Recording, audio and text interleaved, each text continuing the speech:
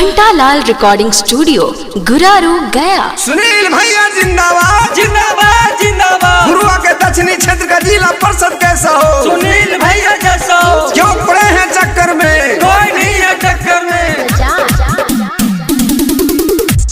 अगमई किन कर गड़िया किन कर झंडवा उड़ते आवैना।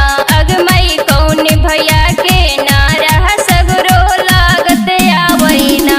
ये बहिनी सुनील भैया के झंडवा गड़िया उड़त आवैना।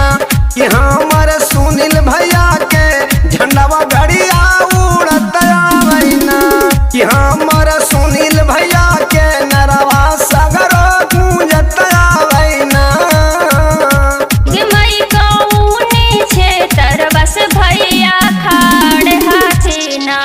अगमई कौन नंबर बस जिला परिषद बनथीना। अगमई कौन नंबर बस जिला परिषद बनथीना। अगदिन गुरुआ दक्षिणी क्षेत्रवास भैया खाड़ा तीनना।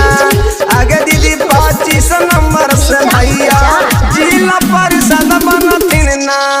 अगदिदी 25 नंबर से भैया जिला परिषद बनथीना। अगदिदी सुनील कुमार भैया जिला परिषद बनथीना।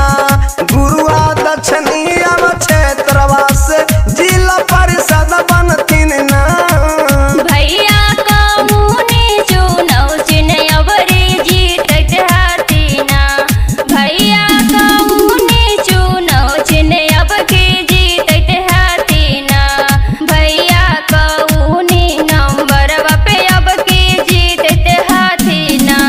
भैया कौन नंबर पे अब के जीतत हाथीना।